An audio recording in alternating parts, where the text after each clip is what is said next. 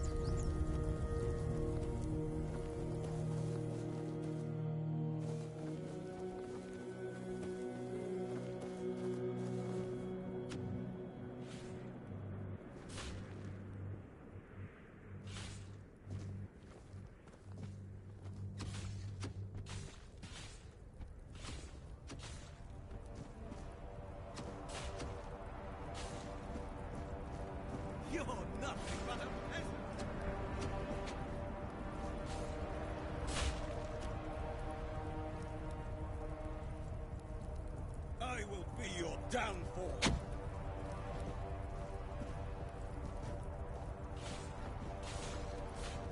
I'm invincible!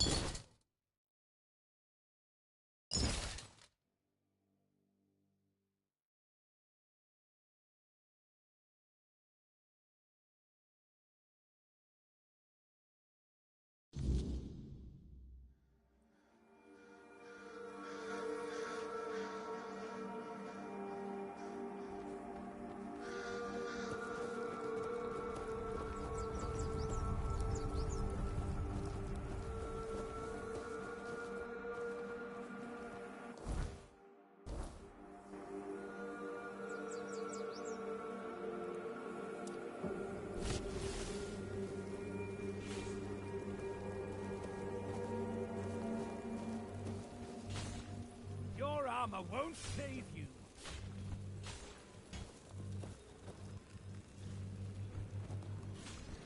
My shield is a fortress.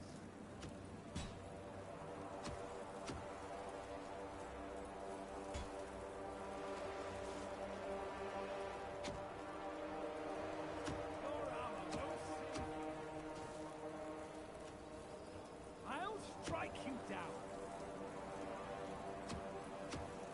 I'm invincible.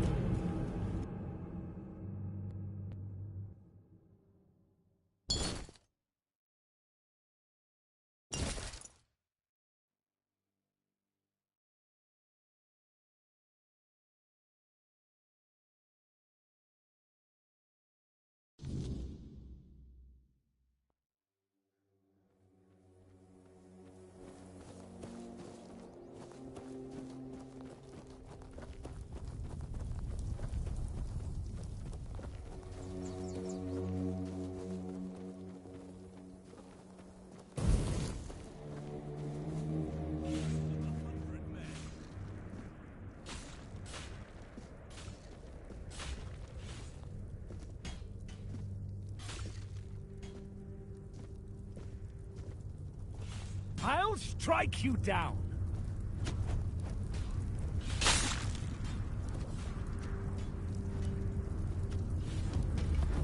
I will be your downfall.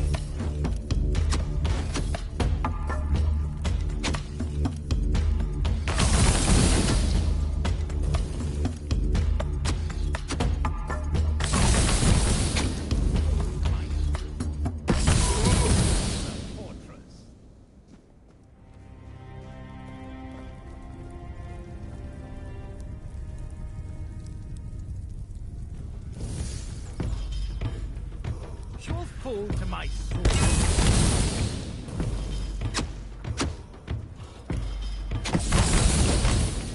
I'll strike you down.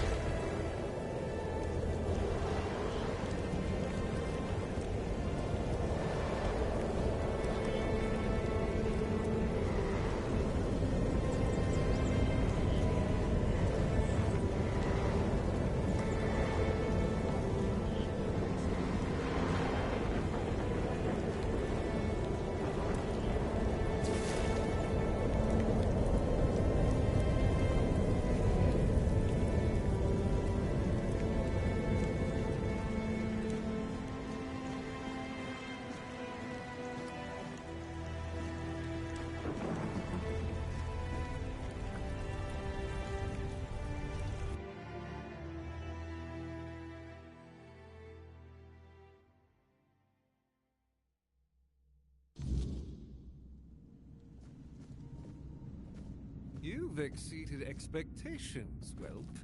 Who'd have thought a nobody from nowhere would prove so useful? This had to be done. The Dalrita weren't just rebels. They were a disease, threatening everything we've built.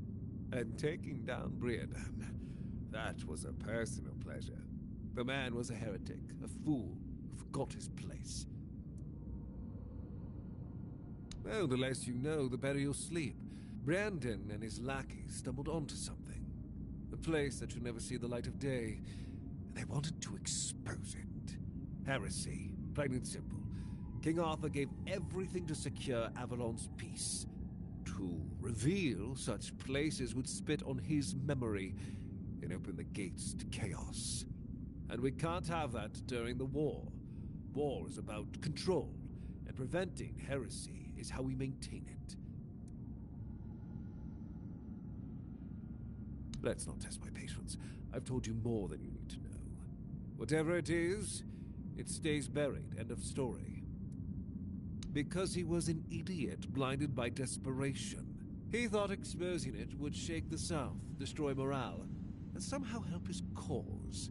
Instead, he only doomed himself and his people. And for what? To align himself with savages? To play at power he couldn't grasp? The man was beyond redemption. Now, I'll leave this fish-stinking dump behind and return to Camelot. There's work to be done, and One Eye's revolt was just a symptom of something worse. Killing him won't stop the next rat from rising. Here, take this. My directive for appointing a new captain. Tradition says I should do it in person, but frankly, I've got bigger priorities. Deargas will take over as interim captain, and Killian will handle quartermaster duties. They're the only ones in this cesspit who aren't completely out of touch with reality. When I return, I'll make it official, but I doubt anything will change. Oh, don't confuse Briaden's lunatics with the Dalrida as a whole. Camelot respects its agreements with the Council of Elders. What you saw here was just a pack of fools dreaming of taking Avalon for themselves. That dream ended today. Ah, yes. The great ritual. Here's what you need to know. There's an old gong in the sunken village. They say striking it starts the test, meant to separate the worthy from the rest. Romantic, isn't it? Reality is far less poetic. Those trials, they killed most who tried. And those who survived, well, they were changed, twisted, unnatural. Only those who endured were worthy of becoming keepers. The so-called guardians of Excalibur. But ask yourself this. If none of them are alive to tell the tale, how much of this ritual is truth and how much is just desperate myth?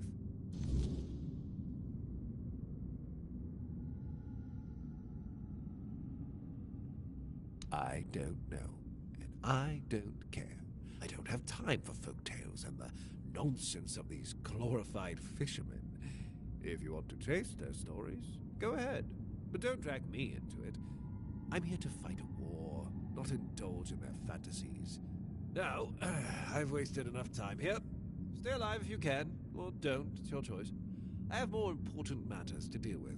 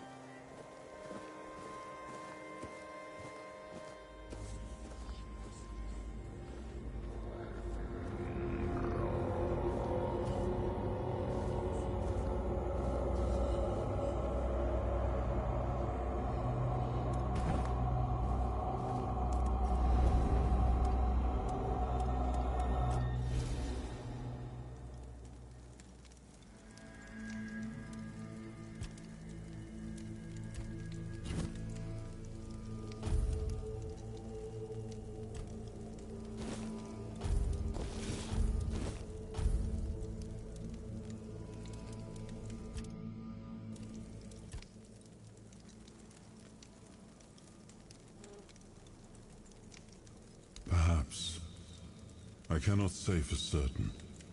My memory remains too clouded. It seems familiar. I do not feel my soul bound to it, but I know our path shall lead us here, one way or another. Something lingers beyond this gate. Something ancient. That much I know. We'll find the truth soon enough.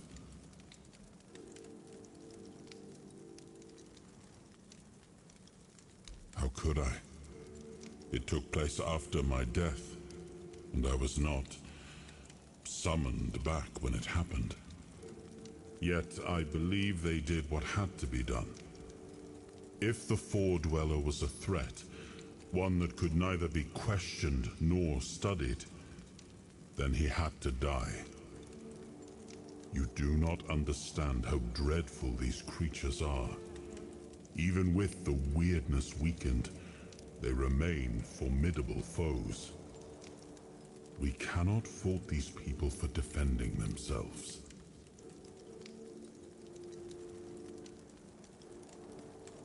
Much the same. He was a fierce warrior, determined to win at any cost. I watched him closely, and I found him too consumed by cruelty. That is why I chose Seawall and Palamedes as my closest confidants, not him.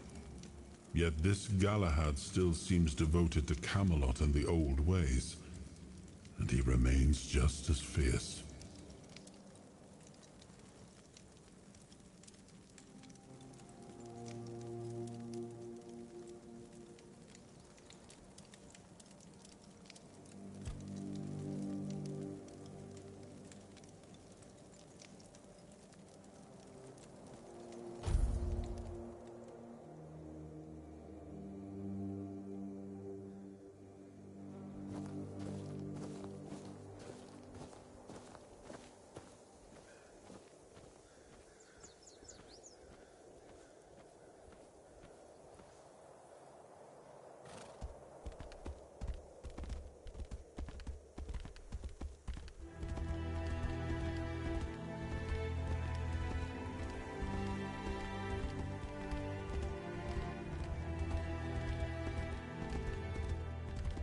I'll strike you down. Your wealth is ours. Show me what you are made of.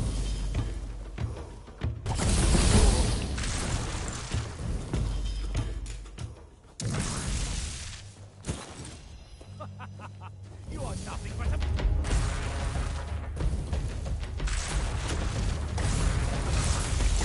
You're out of your depth.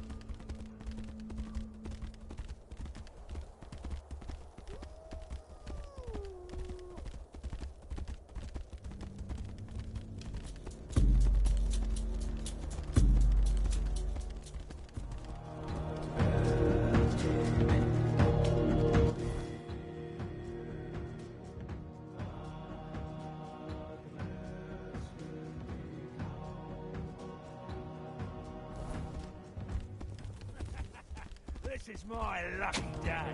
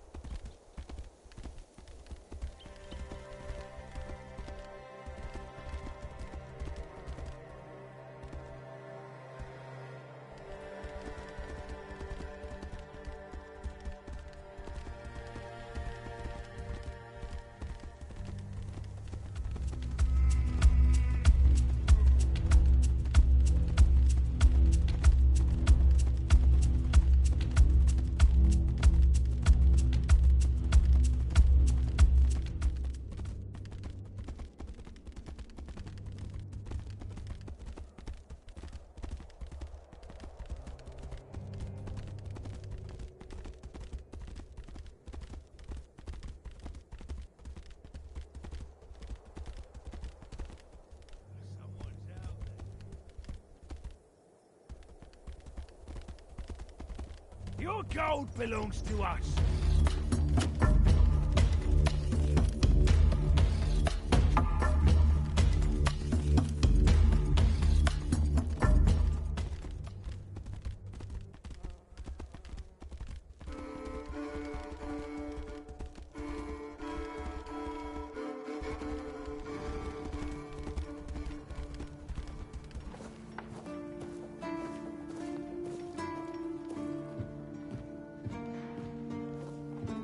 Please, state your business.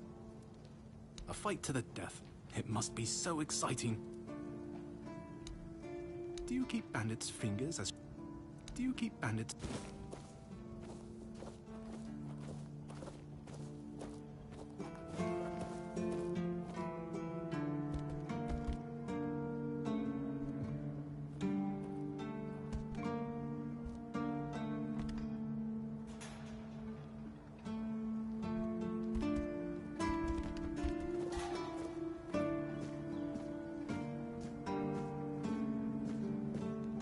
Sometimes it's nice to just sit and think.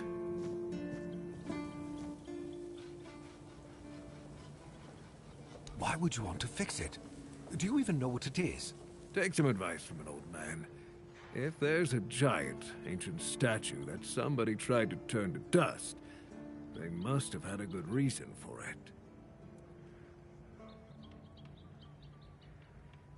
Well, if you put it that way, then I suppose I have to tell you the truth. Otherwise, the terror from the sea will bite me in the ass while I bathe. Of course I can fix it. I've been doing this kind of thing since I could swing a hammer. It's a skill we pass down from master to apprentice, generation to generation. Nothing fancy, just good old blacksmithing. Obviously, though, you'd have to bring me a couple things so that I can actually do it.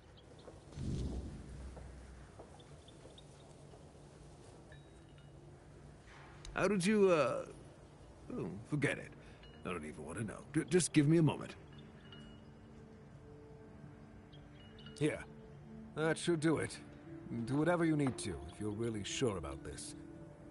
But please try to come back alive.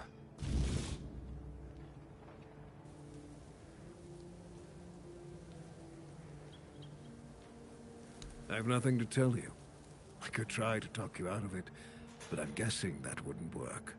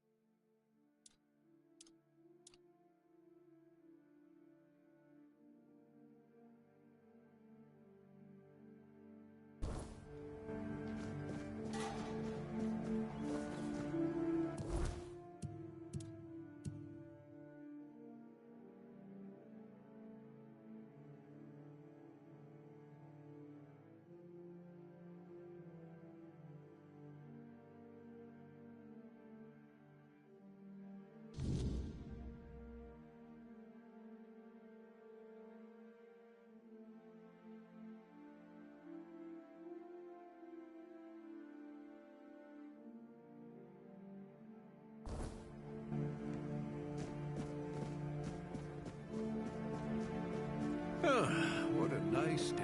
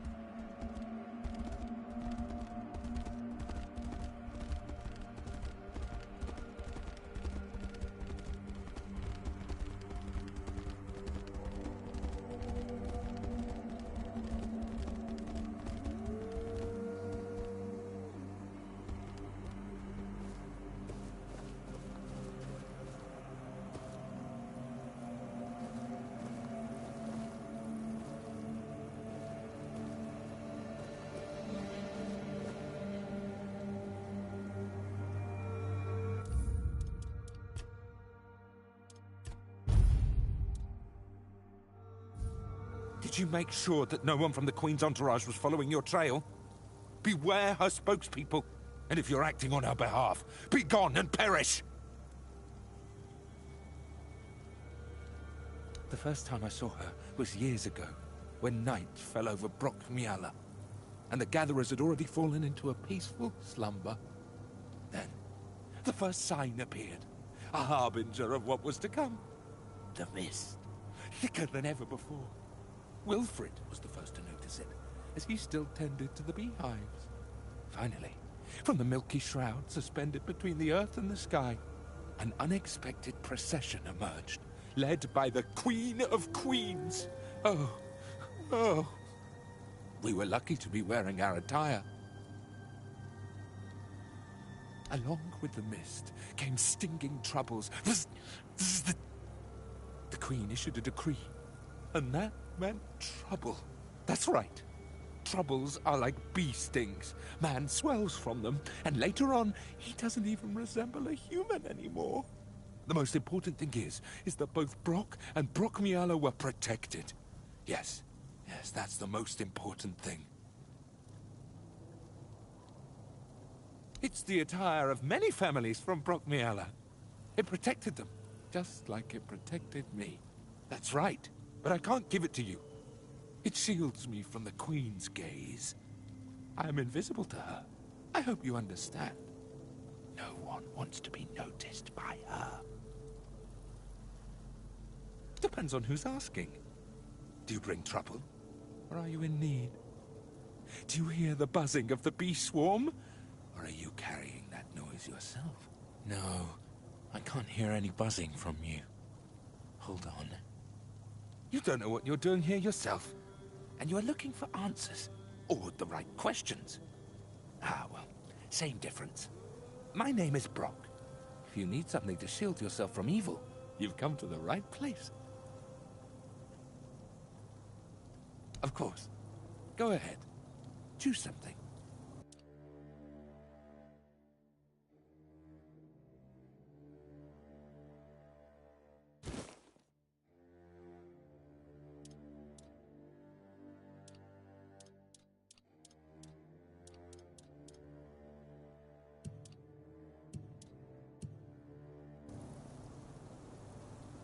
Take care of yourself. The Queen can appear anywhere, at any moment.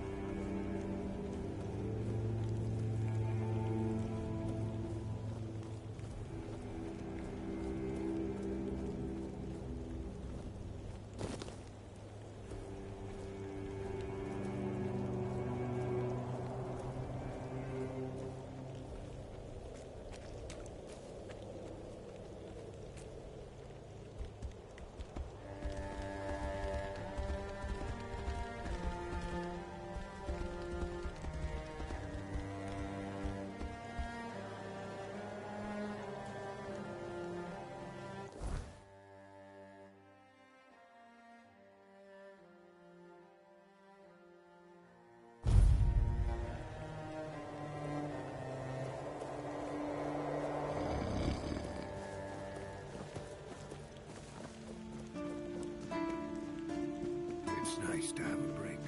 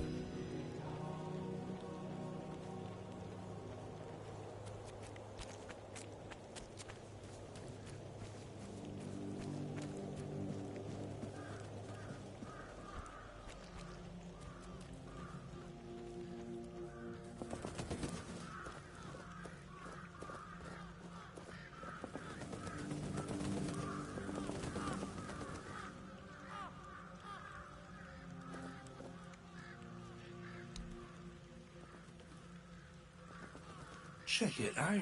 They did it. Somebody did it. Impossible. See, someone's here. Damned morons. Nobody could be stupid enough to actually fall for this. And yet... Hey, you there. We can't exactly see you because, you know, we're dead. But we can sense that you're here, so... Congratulations! You've made it to the sacred site of knowledge!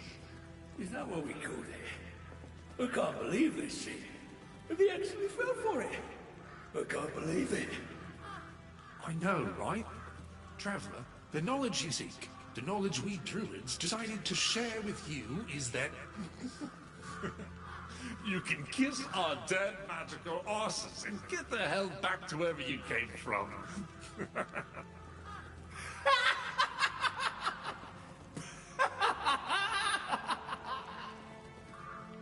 Now scram. Oh yeah, I forgot. They always need answers, don't they? Right.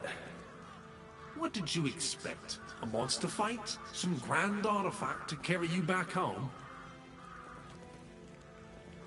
No monsters here. At least none you can fight. Yeah, you people and your treasures. You remembered to take something with you? Not really. Here. Here's your artifact. You must carry it with you at all times or else.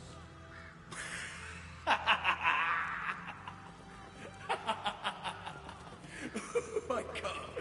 I just can't. Yeah. Now scrap.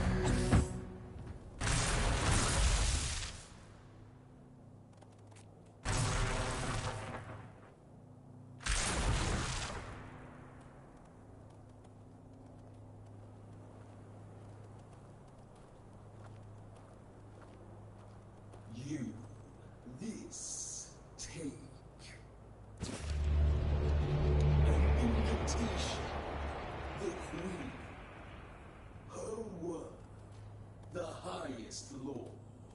I am a servant.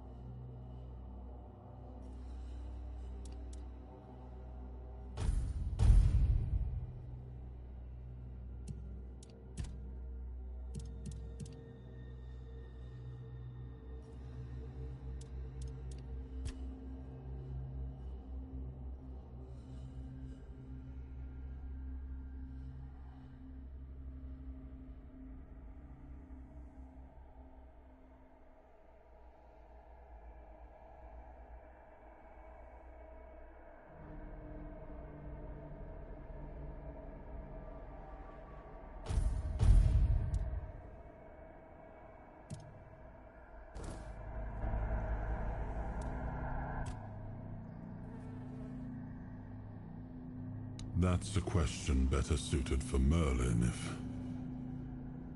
if he was still around. I always thought it was where his druids got drunk and danced naked in the moonlight. He was terribly offended when I said that. Gave me an entire lecture about the delicate balance of life and death, how they are intertwined within nature. That, he claimed, was what the Cromlechs were meant to be. The heart of their power. A place where it could be harnessed and cultivated. Still, he never invited me to any of their celebrations. He always did hate when I was right.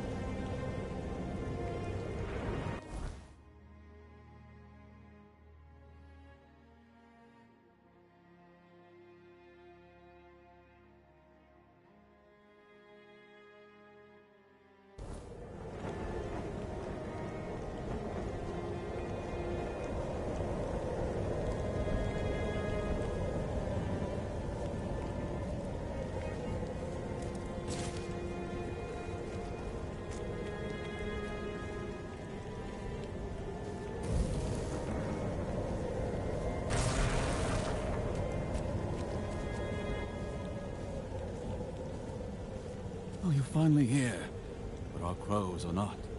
What could have gone wrong? Maybe I misheard. Maybe I mixed up the names of the villages. Oh no. They're here, aren't they?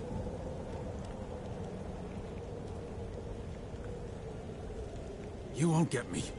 Over my dead body. That can be arranged. However, it just so happens you're too valuable for us to simply kill you. I'm not going with you. You won't take me alive. Calm yourself, Vidar.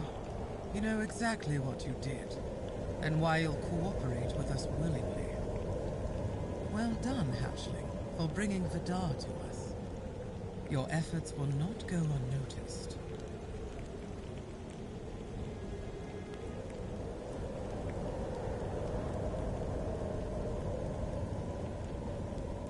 Exactly what it looks like. We're taking Vidar. He's far too valuable to simply let him die. I'd advise against interfering. Oh. Perhaps you'd like to learn just who you're risking your neck for. Vidar probably spun you some tale of being a harmless Pict, a scholar of the weirdness, captured by cruel bandits. So Vidar's a scourge to his own people. He's been hunting his own kin for years. He's the one driving the Picts from the region. If you support him and let him go, you may as well start hunting them yourself. The two of you can enjoy your genocidal romance together. And meanwhile, Avalon will lose the only force capable of fighting the horrors of the weirdness. Frankly, it's quite reckless.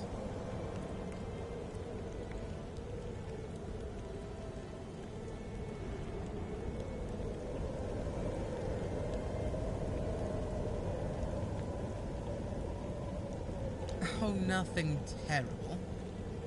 Since he's been thinning out his own tribe, those best versed in the weirdness, we'll use him as a bargaining chip. We'll hand him over to his kin and let them decide his fate. In return, we hope to gain a scholar of the weirdness willing to work with us of his own free will. It's not a bad solution, wouldn't you agree? Believe me, we don't have to be enemies. In fact, we can help each other.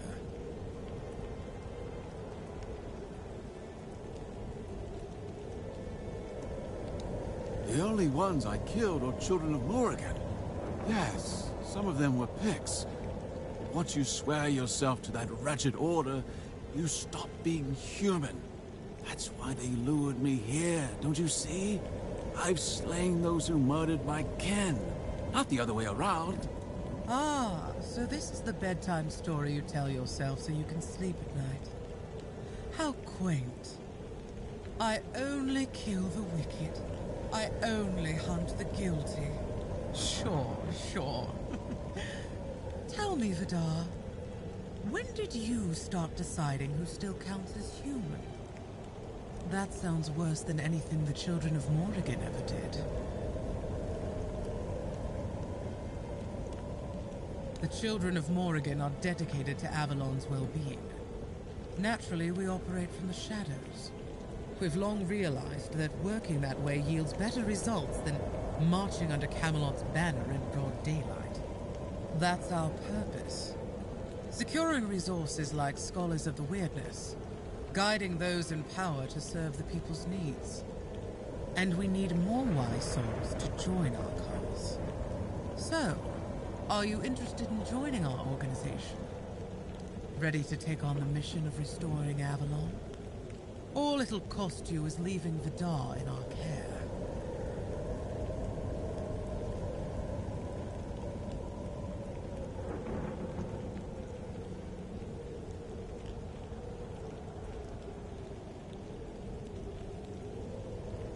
Undoubtedly. Yet sometimes in life you have to take what one would call a leap of faith. I trusted you to make the right choice. Now you'll have to trust me, because I already told you more than I should have.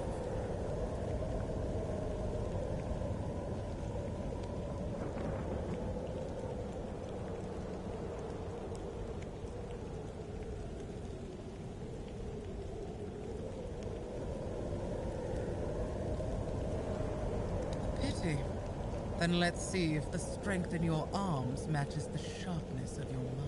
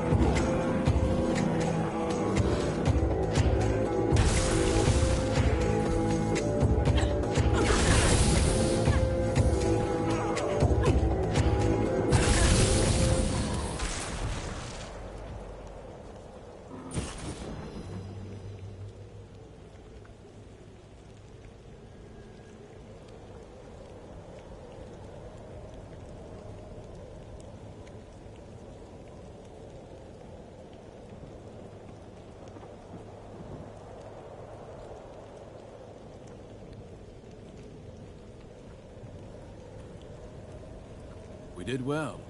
Good to see you didn't fall for that snake's lies.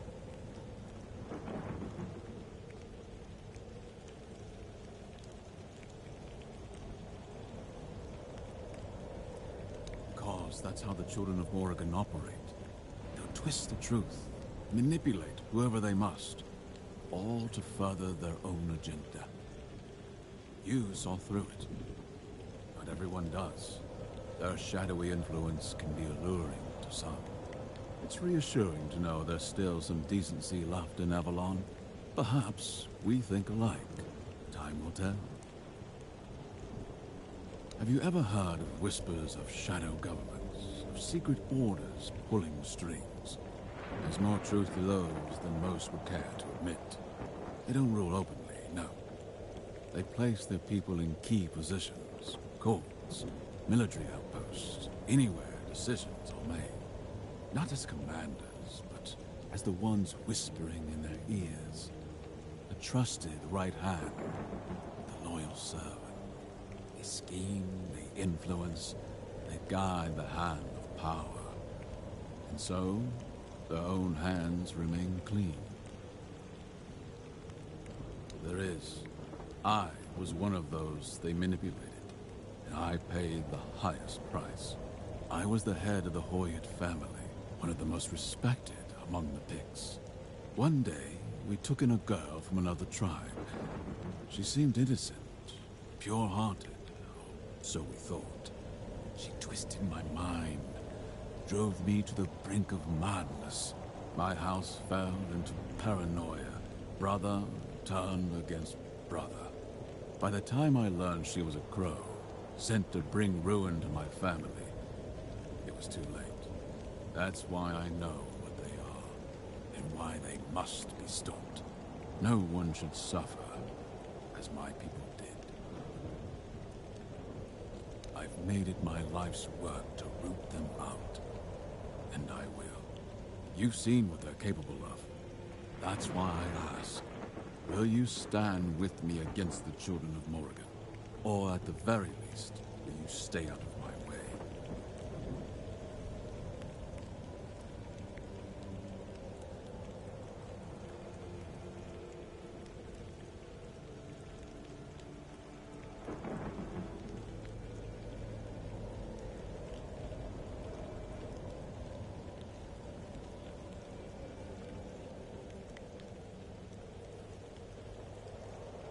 Wise choice. I have a lead on another crow spawn. Take him down, and we'll be one step closer. In the meantime, I'll keep hunting. Their reach is further than we can see, but mark my words, we'll root them out, no matter where they hide. Look for Rolf, a keeper of the South. Paranoid, erratic, always seeing plots where there are none. For once, he might not be wrong. I overheard something. Whispers that his brother once served as a fledgling among the children of Morrigan. That alone would make him a target for recruitment. And knowing them, they wouldn't ask twice.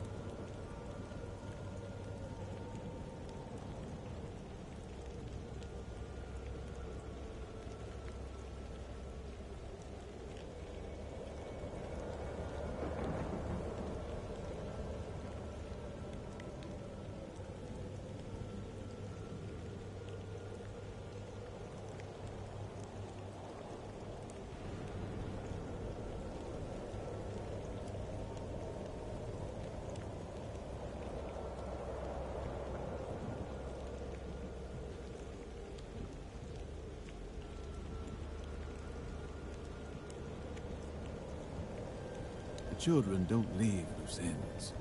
If his brother served them, he's on their list, one way or another. And if they've turned him, he's a threat to more than just us. A keeper swayed by the children of Morrigan is a danger for both the Horns of the South and Camelot. He wouldn't just be a traitor, he'd be a foothold for them. Way inside. Looks unassuming, but don't be fooled. And make sure no one sees you taking him out. No need for extra complications. Good hunting.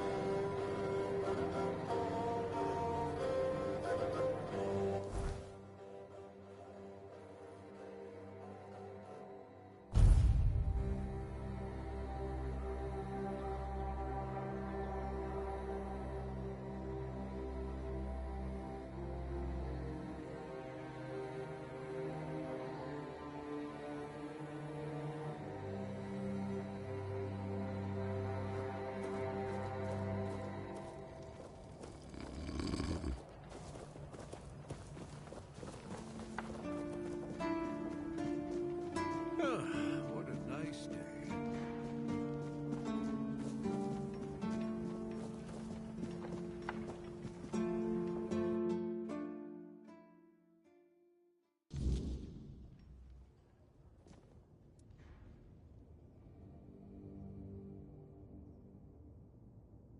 Yes? How did it go? Bastards. If this is how they behaved when they were all still alive, it makes more and more sense that people got fed up with them. But I don't get it, you know? Think about it. You have all this knowledge. You're practically a god among men, and yet you treat them like this. Why wouldn't you let the chosen few in on the secret? Why wouldn't you share the mystical arts? Or even just let them observe? How are we supposed to figure these things out for ourselves? It would have been beneficial for all of us if their writings, their rituals, and their deeds weren't written in code. If they were easier to understand. Mistletoe? Really? They gave you mistletoe? Useless junk, and a parasite to boot. Really nice way of proving their point that we're unworthy of their knowledge. What? Changed? Changed how? Is it bad?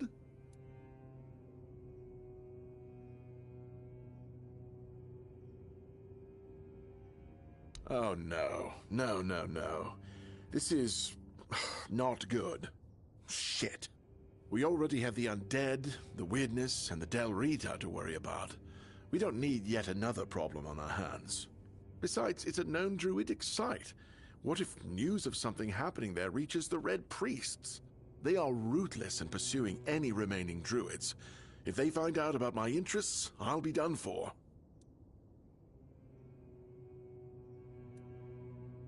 Look, it's a small keep. People here know everything about each other, and I tend to babble when I'm drunk. I don't even know. Maybe I told somebody about my peculiar interests. Maybe not. But even one person knowing this about me would be one person too many. Oh, is it? Don't think I won't tell them exactly who conducted that ritual, and you won't be able to lie and say it was me, because I am not allowed to leave the keep. We don't do anything, because I still can't leave the keep. You need to find a druid and make him reverse this somehow.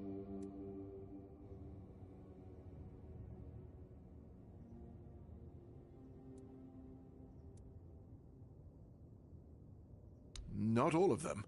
Quite a few have gone into hiding. Some have joined the Picts in the woods. Others live solitary lives in the wilderness. I wish I could meet them. Their knowledge is invaluable, you know? Shame what they did to them. 2, actually, but they're nothing more than that. Ideas. Maybe the other keepers have seen something. Dan's been patrolling the walls lately, and he's got sharp eyes. Though I doubt any druid would be foolish enough to hide this close to Camelot's biggest foothold in the south. Whatever you decide, good luck. Please let me know when it's done. Otherwise, I won't be able to focus. I just hope nobody gets seriously ill right now.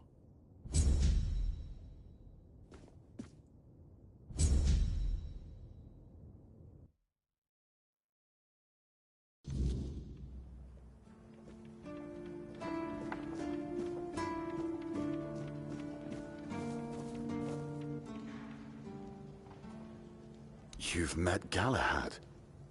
Why isn't he here himself?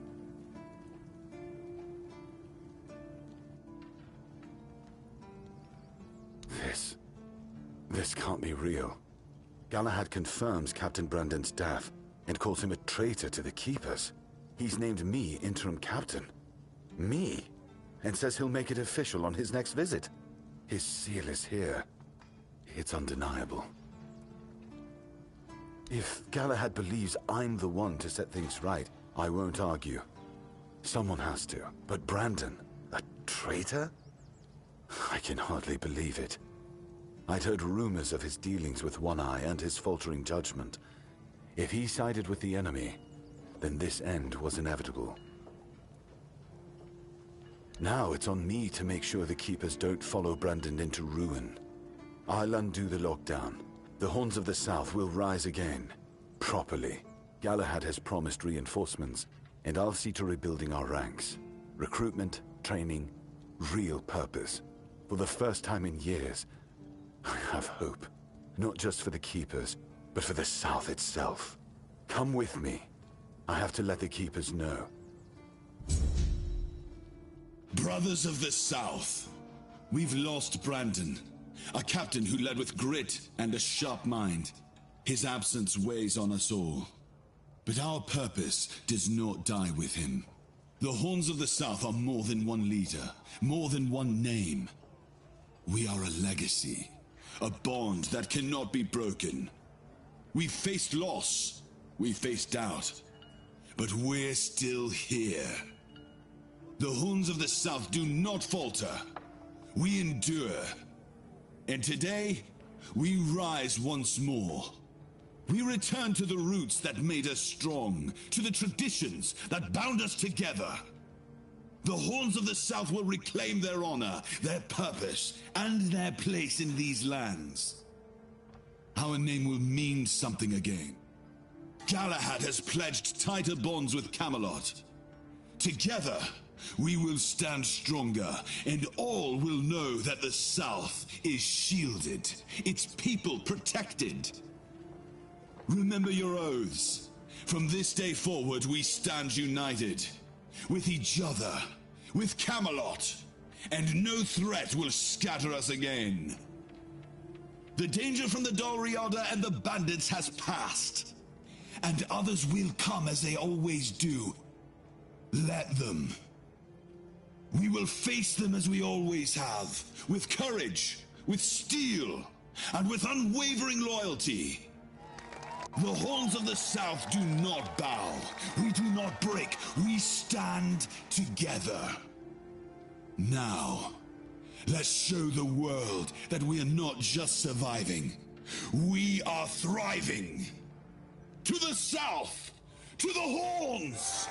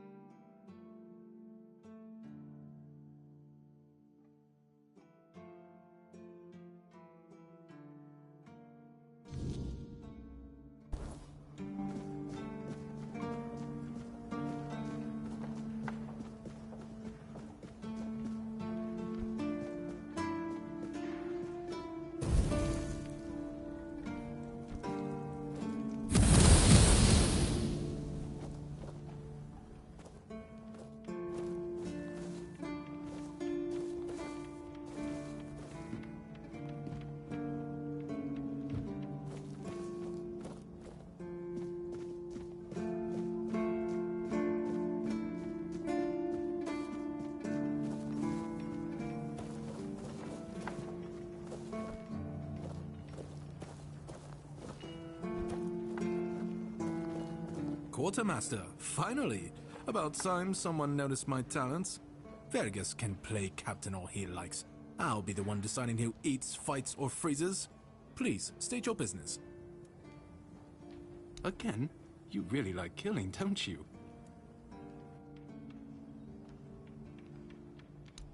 Go, the hunter waits. Do you keep bandits' fingers as trophies? I would.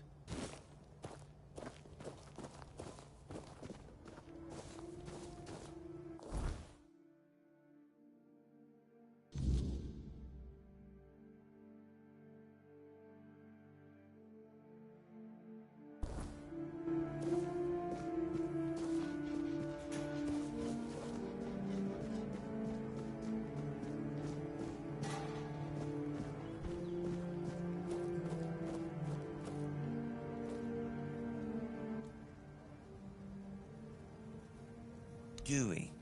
Funny, I was just thinking how people keep showing up uninvited. Watching, asking questions. Or maybe that's just a coincidence, right?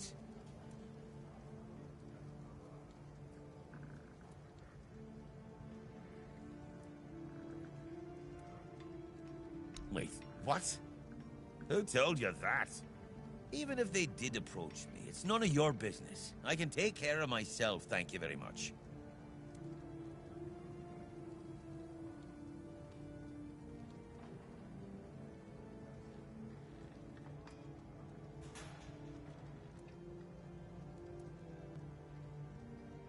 They tried. Maybe they're still trying. But, yes, you're right. The children of Morrigan did approach me. And that got me thinking. I've always known we weren't the ones pulling the strings. I used to fear that. People called me paranoid. But now, knowing they exist. The jokes and the doubters. I was right all along. We are ruled from the shadows. So the only logical thing to do is join them. And since I just confided in you, you do realize I can't just let you leave, right?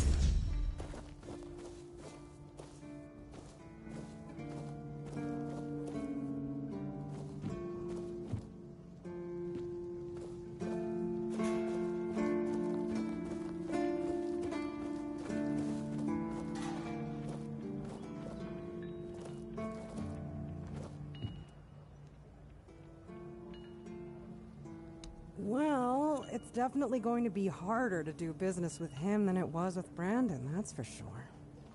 Ugh, poor bastard. Not like he didn't have it coming, though. He had some good ideas for this place, but treason is treason. Now, Fergus is going to bury the horns of the South in the past, much to Camelot's delight. But that's really not my problem. As long as there's money, I'll stick around. And when it dries up, I'll be long gone.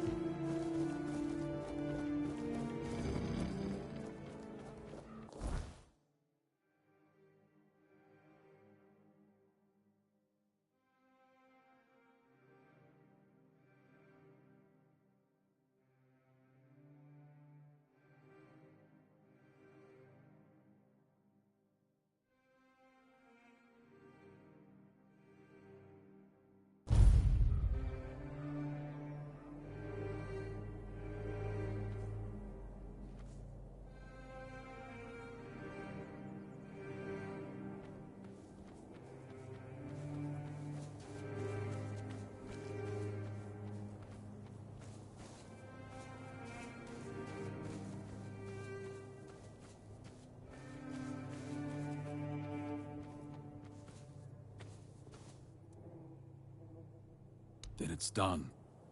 I'd say we made the right choice getting rid of him. If he was innocent, the world lost a paranoid fool. If he wasn't, then you severed one of the children's threads before they could weave it into something worse. Right call or not, it was a necessary one.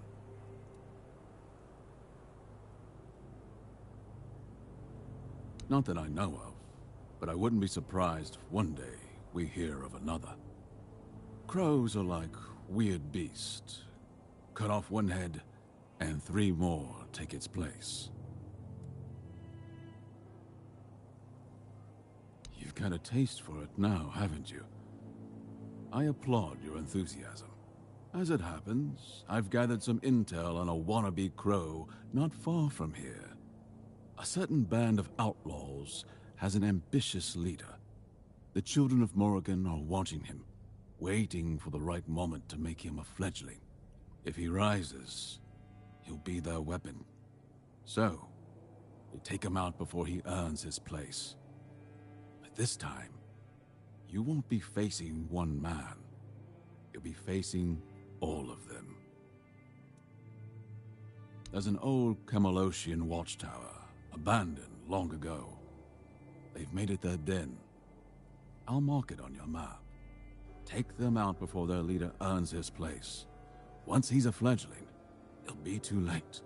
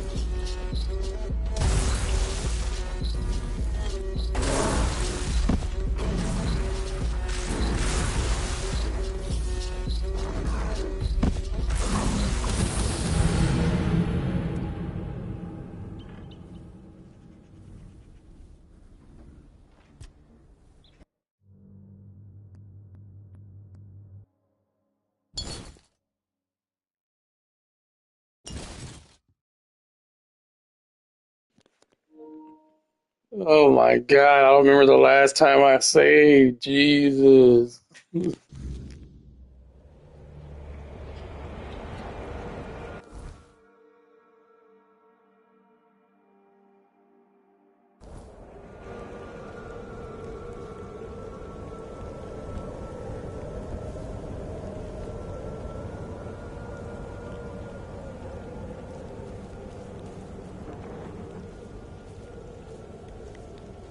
Oh, you're finally here.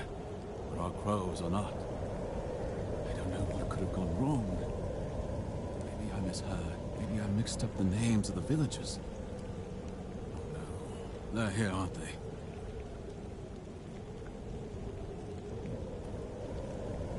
You won't get me.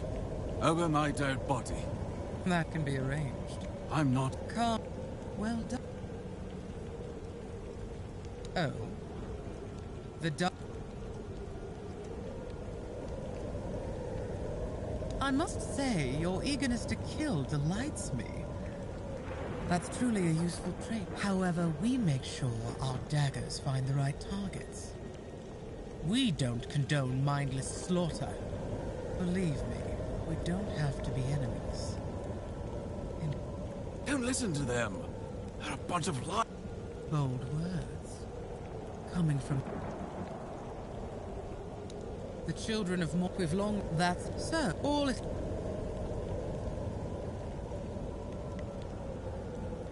a pity. Then let's see if the strength in you...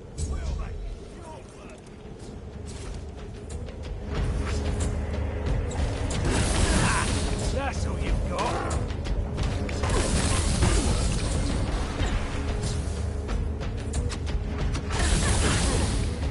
This is going to...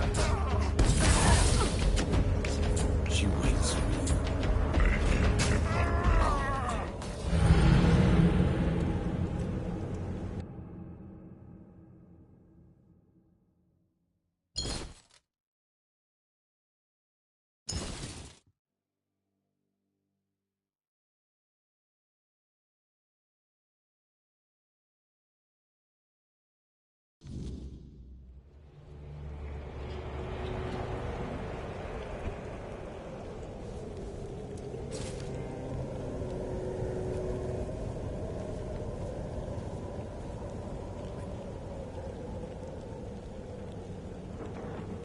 You... That... I'm... Well... Exact... Oh... I must happily... Don't listen... Bold. Then let's...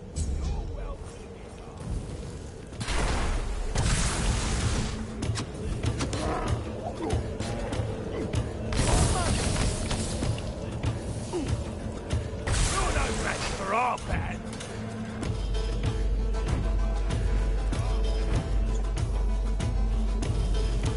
Death is...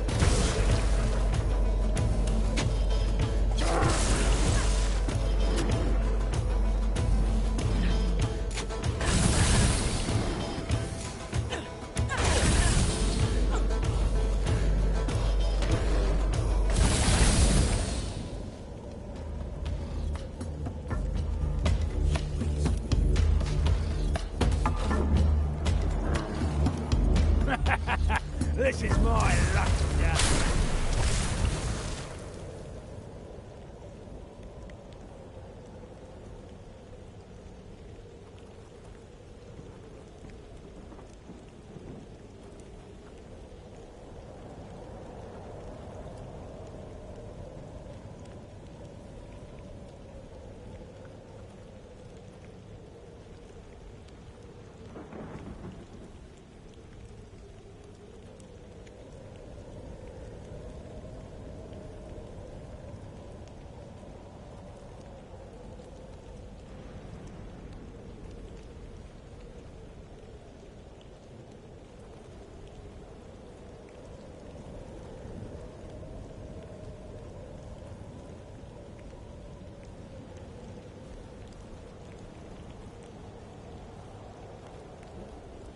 We did well. Good to see you didn't fall for that snake's lies. Because it's... Have you ever... They don't... Not as... There is... I was one... By the time that... You see... That's why... Or... Wise choice. In the meantime... Look for Rolf, a keeper of the South. Paranoid, the rat. I overheard that alone.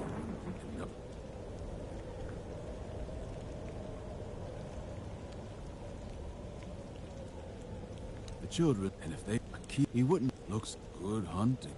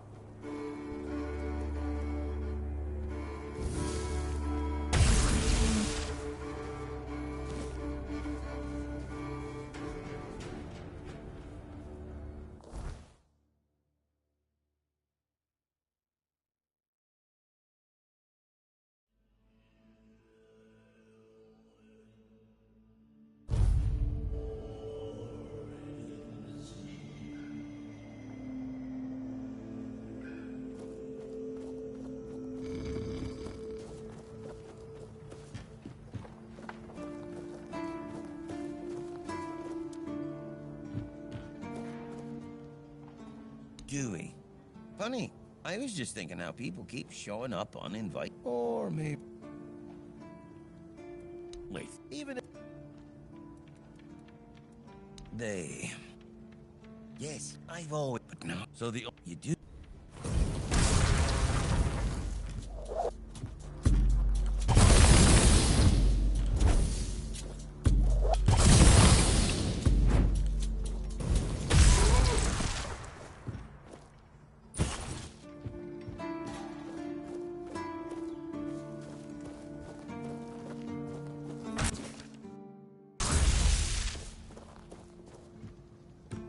Please, state your business.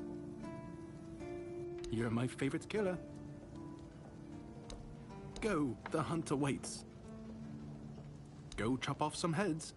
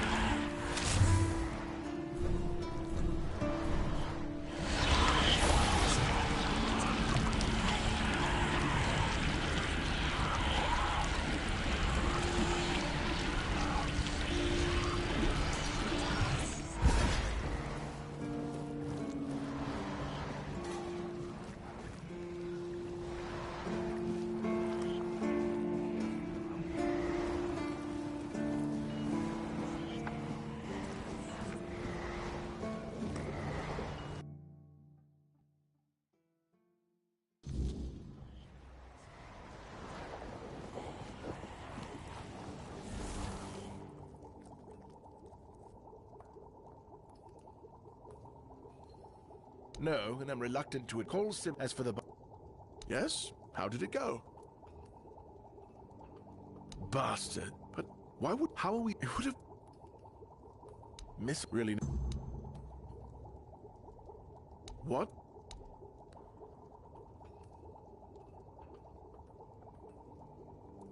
Oh, no. No, no, no. We already have the undead. Besides, they are...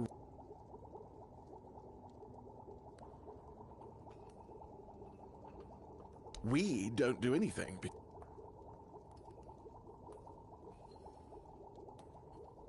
Two, actually, but they're nothing more than that. Ideas.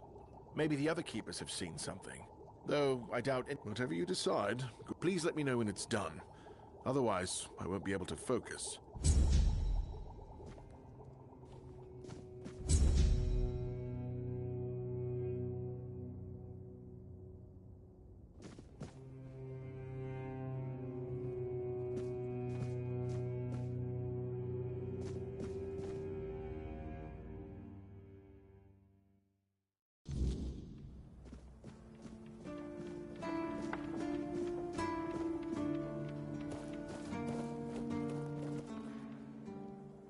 You've met Galahad. This... Galahad, he's named his...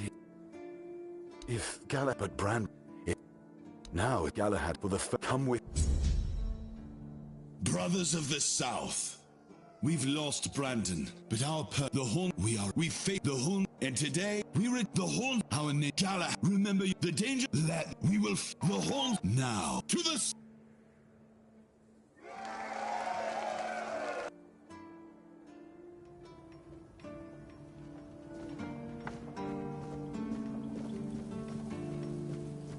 Just another peaceful moment. Viraga says Gillian, though. Well, here's hoping his new post doesn't mean the rest of us get to bleed for his amusement.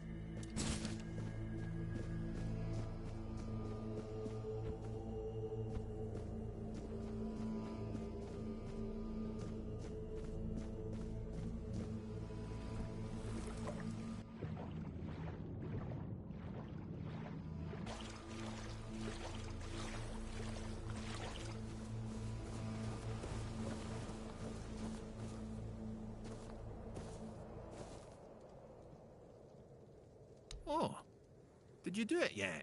And you followed the instructions? Didn't omit a thing?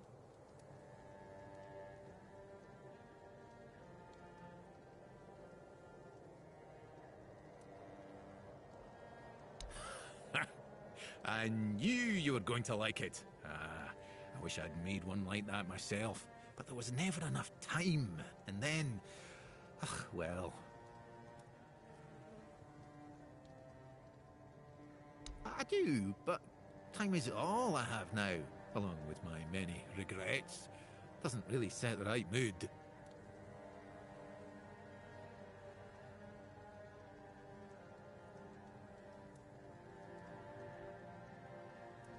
Yes.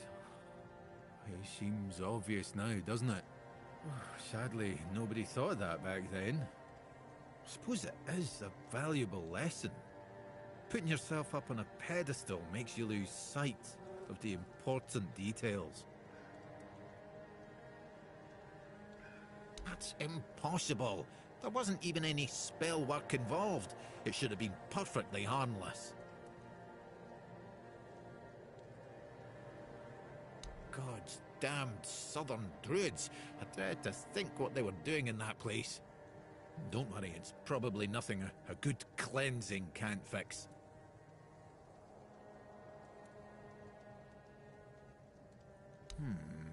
I guess I could, but what's in it for me?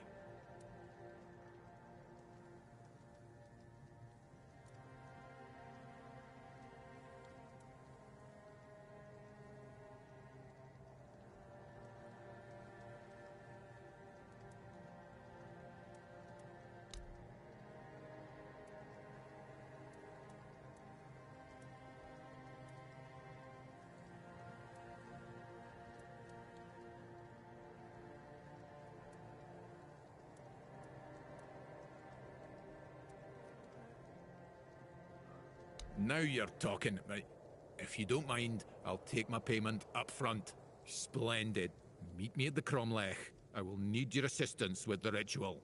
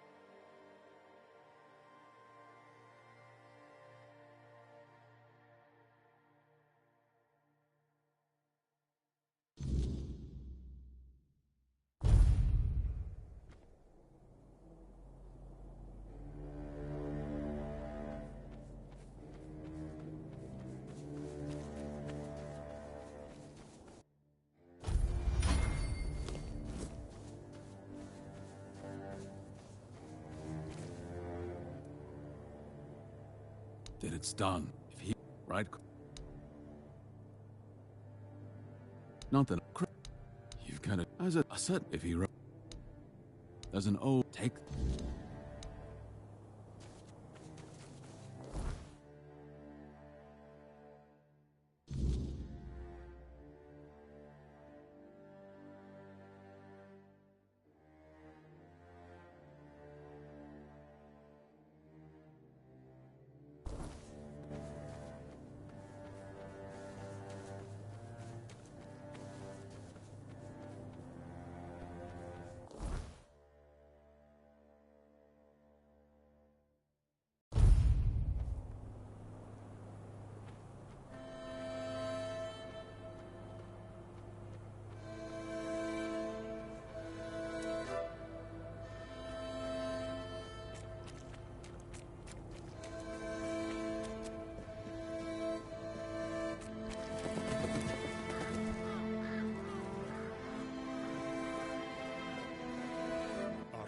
Beneath me, sustaining all life. Air around me, inspiring all life. Fire above me, infusing all life. Water within me, soothing all life. Bring deep peace to this sea. You have no right to be here. Do you really think you can cleanse the great Cromlech with your filthy soul? Pathetic. Who do you think you are? My soul will do just fine, arrogant wretch. You'd know a thing or two about arrogance, wouldn't you, Dressed? I see you haven't changed one bit. Knowing my name doesn't give you any right to claim familiarity with me. Oh, I know more than just your name. After all, you once called me your little sprout. I was only a child when you left, but I remember you well. I remember the pain and sadness you caused. I even tried writing to you, begging you to come back, hoping it would make everything better. How stupid I was. Iona, is it really you? The gods, what have you done to yourself? Me? What have I done to myself? No, this is all your fault. And you shouldn't put any faith in this one, unless you want to be stabbed in the back.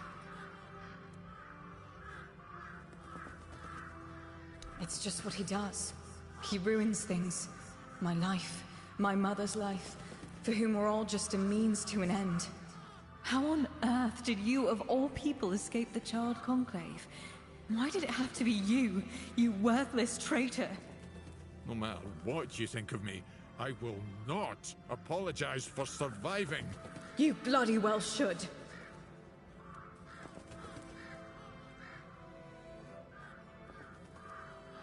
He killed my mother. He used her, stole her knowledge, and then made her into a showpiece for him and his druid friends to gossip about. And as if that weren't enough, he brought the Red Priests to our home. That's nonsense. I would never. Nonsense? And how do you think they found us? The druids wanted nothing to do with my mother until you came along.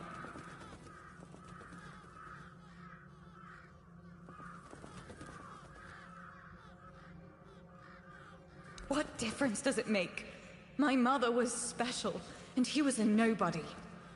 The bastard pretended to love her, and then just left, discarded us both like we meant nothing.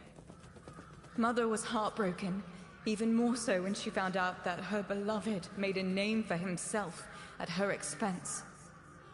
When the Red Priests came, she didn't even put up a fight. She was a Bandrui, one of the few women in history who completed the druidic rite of passage. But instead of being celebrated, she was vilified. The other druids detested her for merely existing. She led a very lonely life, until Drast came along. He was the first one to approach her as a fellow druid, curious about her achievements. Except that was also a damn lie. It wasn't. I swear it wasn't. I just wanted to meet her. Shut up! Stop lying!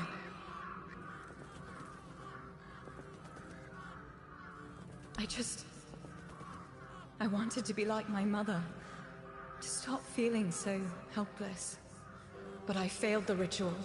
I was too angry, too desperate, and too focused on getting revenge on my so-called stepfather. It quickly overwhelmed me. I ended up like this. Foolish girl. Your mother was exceptional. Just because you're her daughter doesn't mean you could succeed.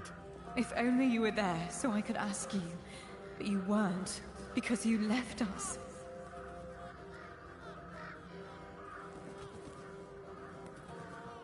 Sadly, it does. But there's a different way to do it. I managed to salvage some of my mother's work about the rite of passage. She believed that a failed ritual could be completed with a human sacrifice. A life for a life. Don't do this, Iona. It will ruin you. Please, you can't let her. There must be something else that can be done. Oh, you care now. Pathetic. You can stop pretending, Drest. We both know it's not me you're worried about.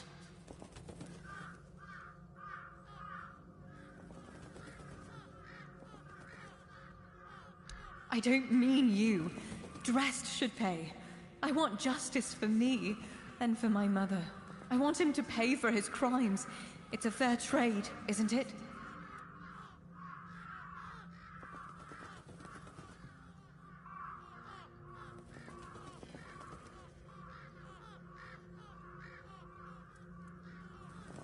Fine. Then I'll do it myself. I need these stones drenched with blood. His or yours, it makes no difference. I will be free again.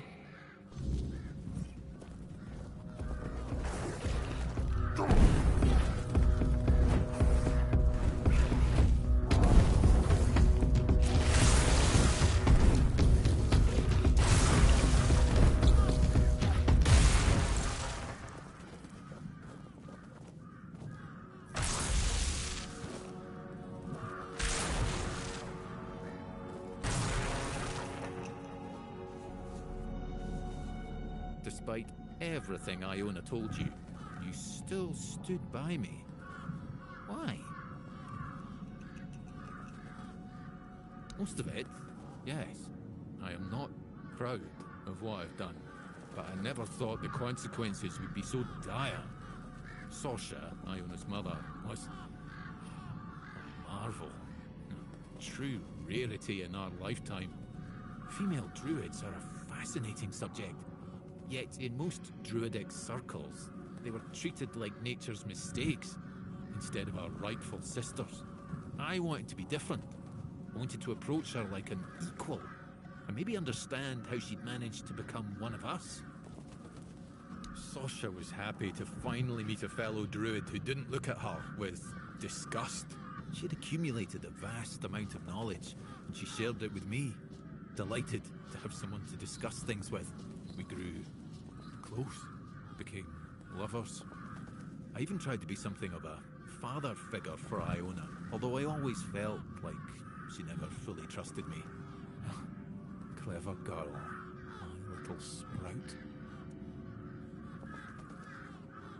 Because I realized I was growing complacent. A family, a house, a wee garden. That wasn't what I was meant for. I was supposed to be pursuing knowledge, proving to everyone how wrong they were about everything. But I couldn't face Sasha and admit to it all. So I just left. As for what happened afterwards, I just wanted to share my discoveries with the others. But somehow it made Sasha even less of a person in their eyes. No, I didn't. After the charred conclave, the world became a terrifying place. All I cared about was my own survival. I didn't even spare a thought for Sasha and Iona. It's... I don't want to talk about it anymore, please.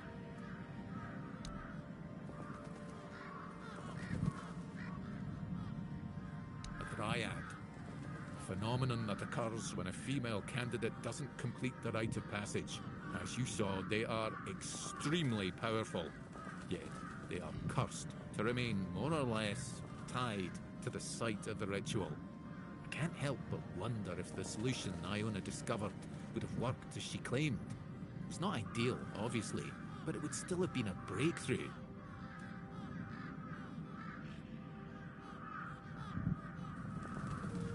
Was she? Obviously, I can't be blamed for what happened at the Charred Conclave, but I was the one who put her mother in danger. I had a hand in leading the priests straight to their home. Iona couldn't forgive me for that, and I won't forgive myself either. But did it have to end like this? I'm sorry, but if you don't mind, I'd like to be left alone now.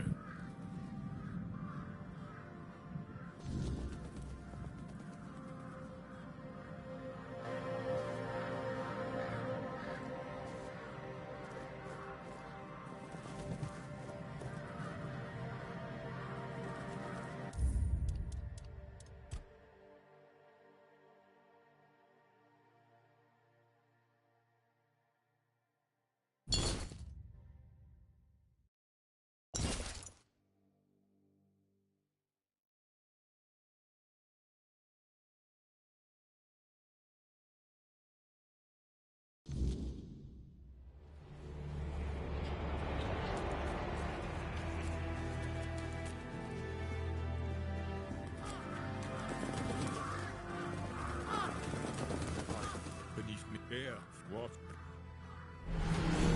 You? Iona. You. What the mud when? But except, shut up. I just put up. If I. Sad, I'm at. Don't. Please. Oh.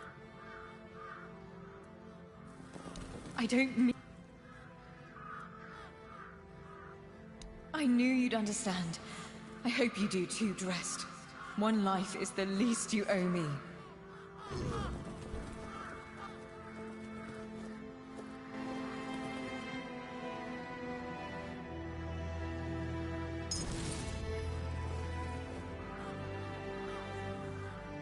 I feel odd, like I've lost something.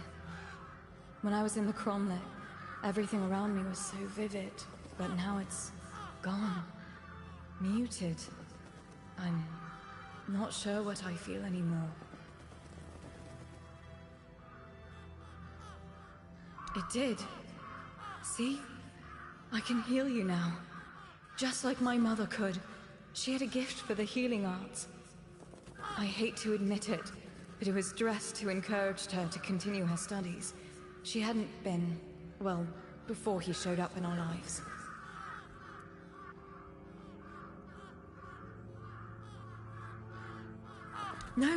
No, of course not. He deserved it for taking advantage of my mother, for betraying our trust. It's just that he did make her happy, at least for a little while. There was a time when I used to hope he'd come back one day. I thought he cared about us, at least a little. Did he even know what happened to my mother? What happened to me? Well, it doesn't matter anymore.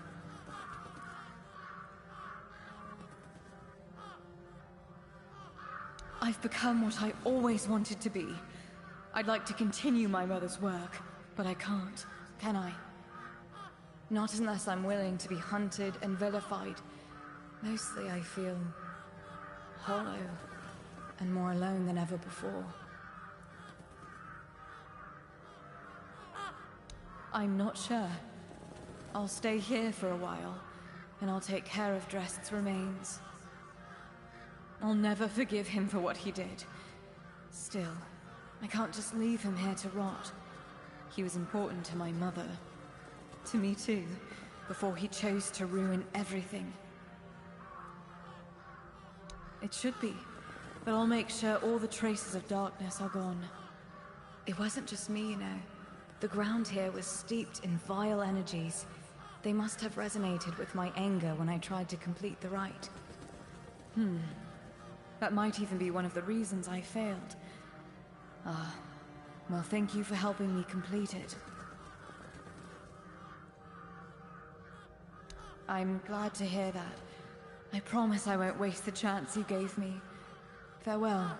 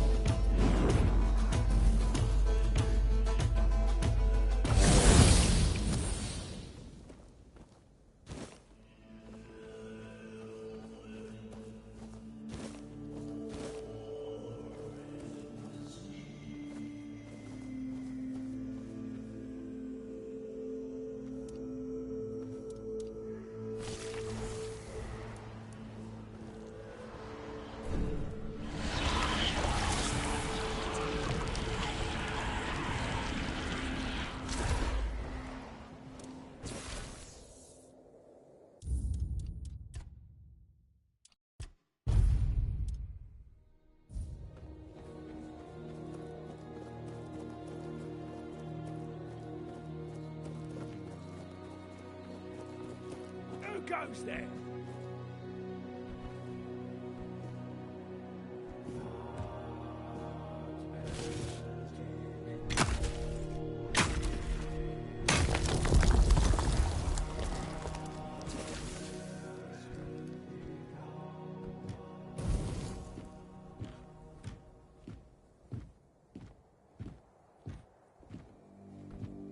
Stay sharp.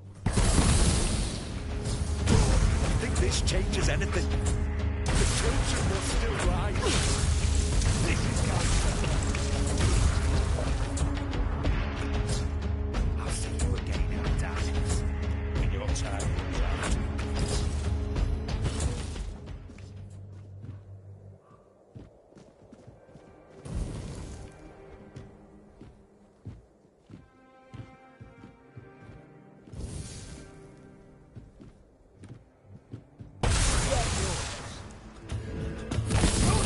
belongs to us. Of course, but not enough. We'll make short work. Pain is the price of power. I will pay it gladly. I'll see you again in the darkness when your time runs out. Pain is the price of power. I will pay it gladly.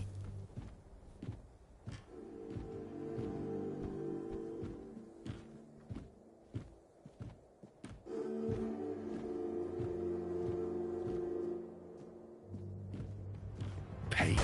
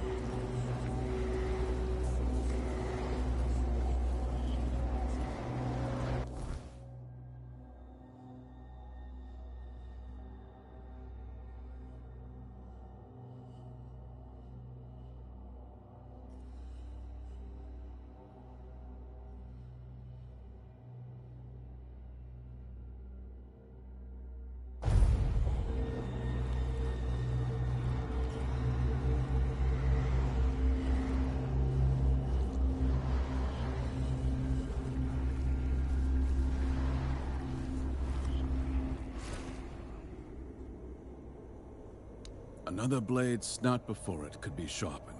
Very good. The children of Morrigan lost a pawn today. With him, a dozen more who would have spilled blood in their name. You've done Avalon a great service.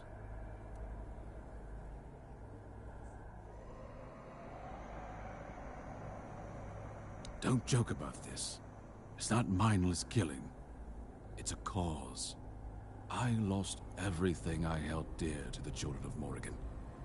No amount of blood spilled will heal those wounds. I know that. But justice for my family must be served. So, yes, I'm committed. Just as you are. Never doubt that. Quanart, there's a prison guard there named Flown. He wears the colors of the city guard. Keeps his head down, does his job. Harmless, right? That's what they want you to think. It's not uncommon for a crow to hide in plain sight, disguised as an ordinary man. A quiet hand, pulling strings when no one's looking. I need you to find out if he's one of them. If he is, we do what must be done. No, he won't.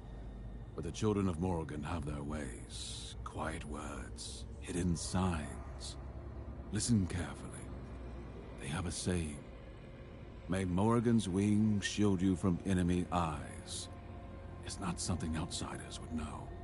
Say it to him. If he's one of them, you'll see it in his face before he even speaks. And then, well, you'll know what to do. Just as it should be. One cut, one kill. That's all it should take. Go to Connaught. Find Flan. Test him. If he answers in kind, you know what to do. Don't hesitate. If he's a crow, he's already watching. Already waiting. Beat him to it. After it's done, meet me in the abandoned village on the plains near Connaught. We'll go from there.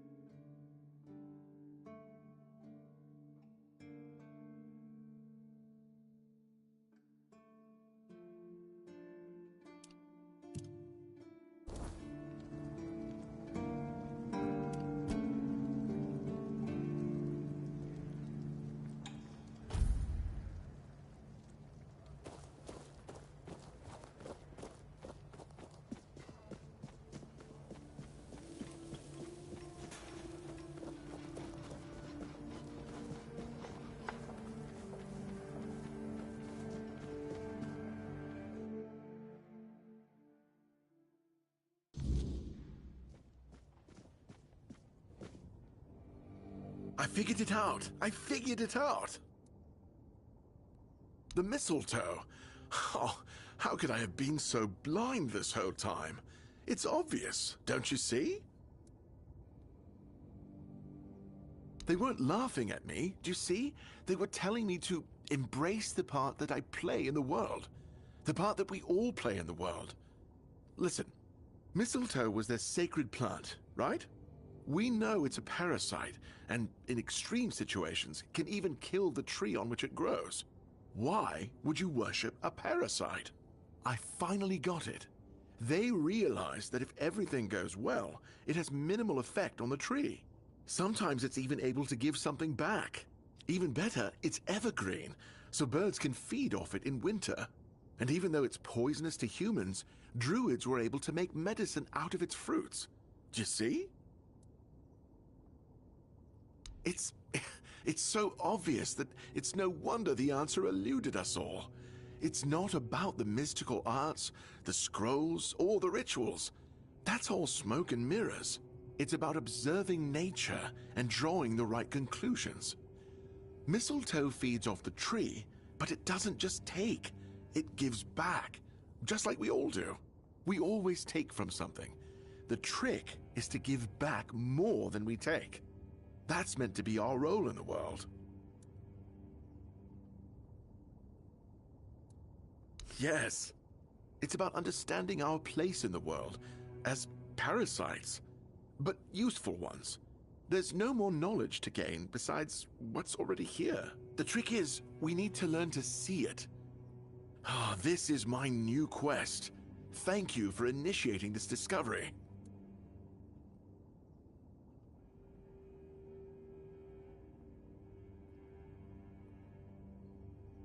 Cillian. Frankly speaking, I was quite content with the arrangement where Camelot stayed out of the fortress's affairs. I fear that someone like Cillian might be a bit too overzealous in scrutinizing my methods. We can only hope that Feargus will prove to be a more, present captain than Briandan. There goes another chance to join the guild. I really thought that scroll would be my way in. Instead, it just caused a mess I couldn't even clean up myself. Anyway, what happened back there?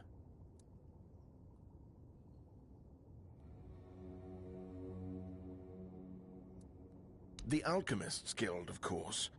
Though it's more of a secret society than an actual guild. And I probably shouldn't be telling you this. But who cares? Taranis is probably right. I'm just not cut out for it. They'll never recruit me, so why bother trying?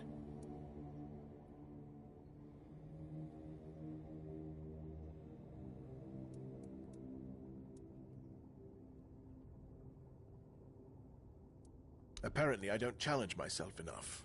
And maybe they're not wrong.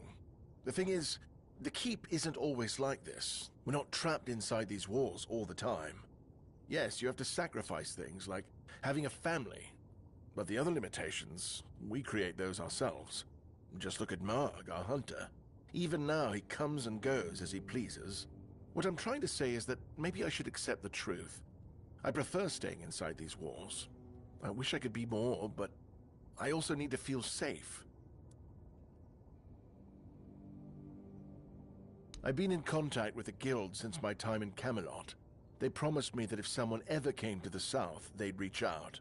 Taranis showed up with the Dalriata, and I managed to meet him just before the captain ordered the lockdown. Let's just say he wasn't exactly impressed with anything I had to show.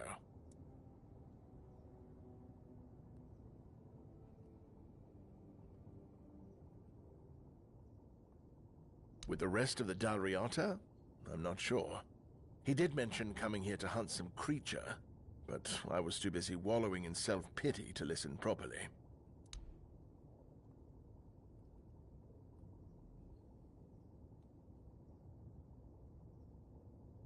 Oh, now that's just fantastic. Another discovery slipped right through my fingers.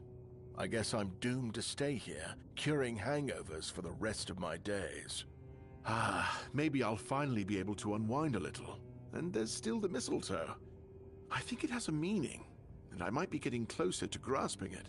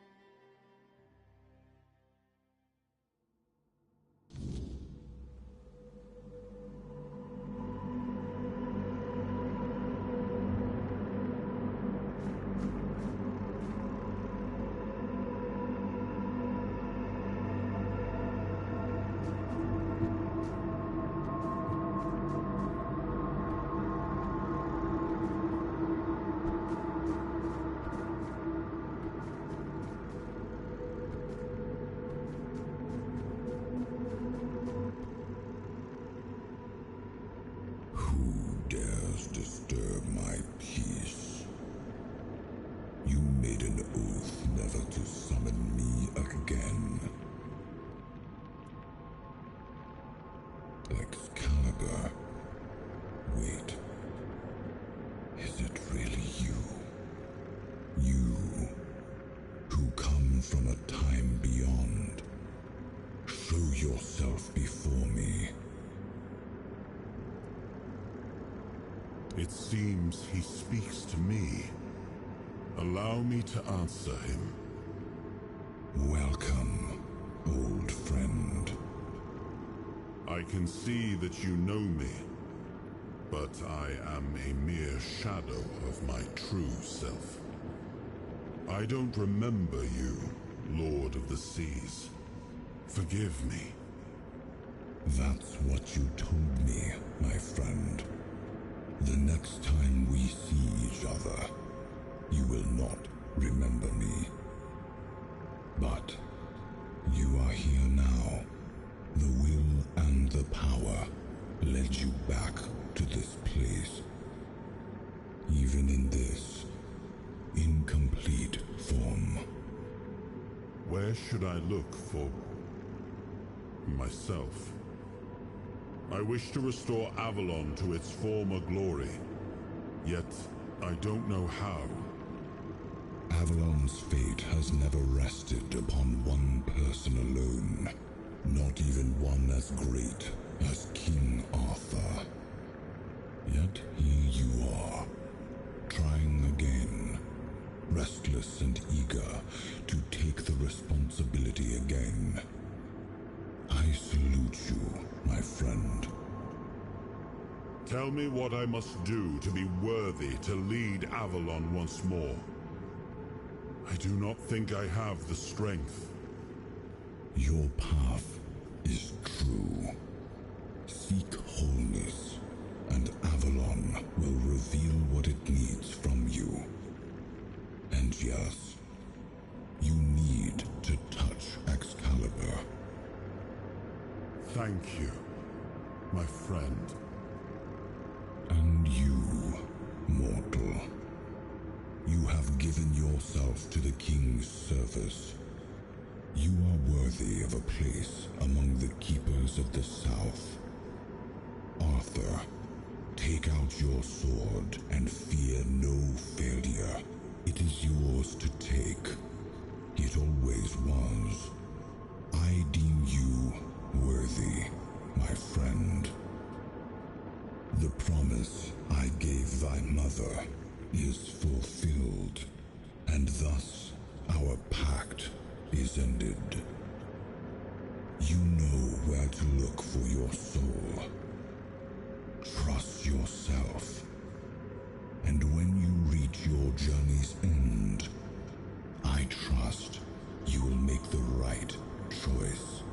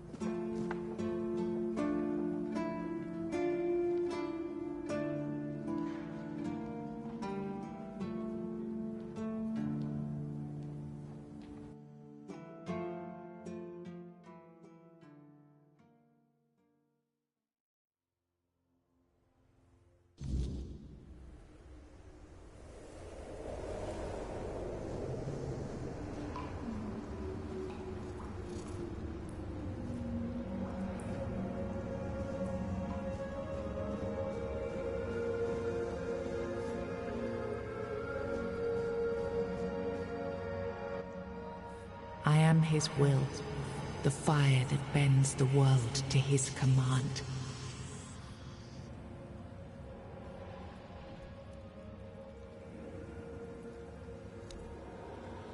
I am the blade that shapes kings and shatters tyrants.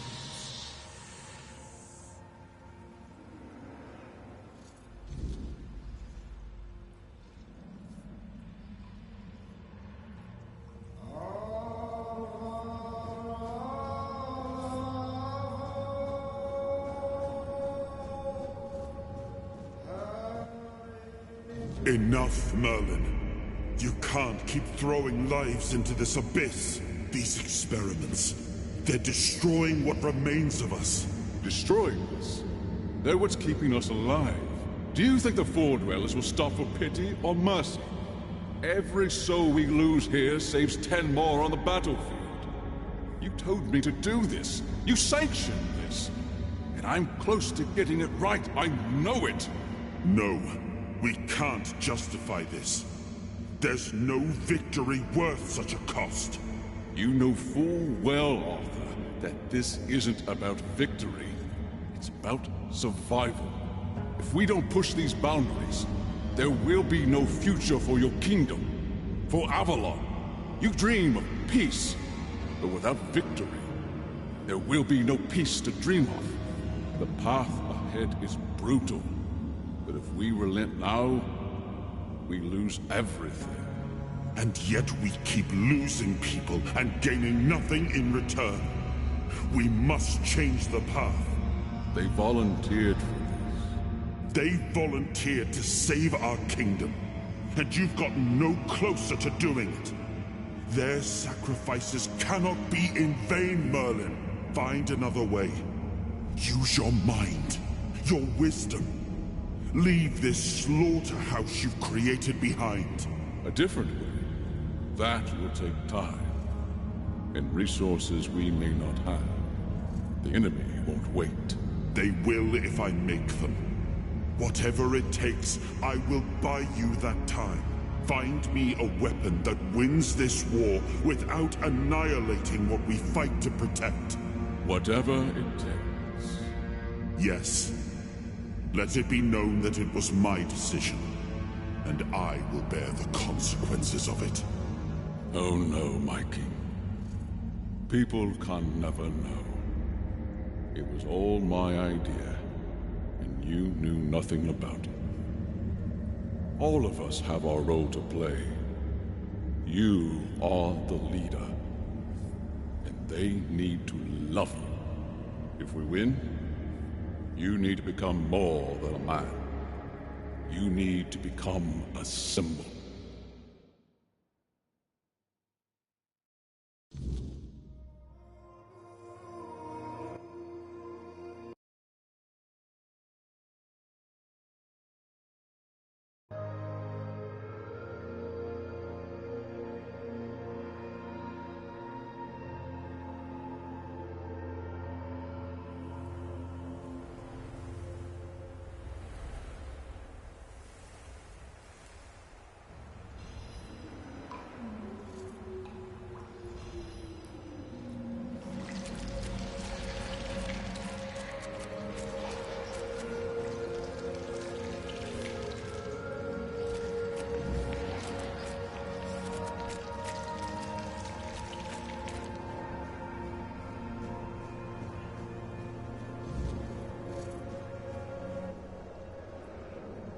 Now, I remember.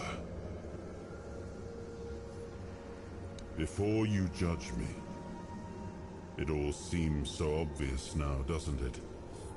The right thing to do. It wasn't back then, and you can trust me on that. We were on the brink of losing the war, and wars aren't won with wishful thinking. There was no clean path, no noble answer. Only the weight of reality pressing down on our necks. Something had to be done, or everything we fought for would have been in vain. And in the end, the ones who stepped forward, who chose to pay the price, made it possible. And their deaths gave Merlin the knowledge he needed to finish his work. To find something that could really turn the tide in our favor.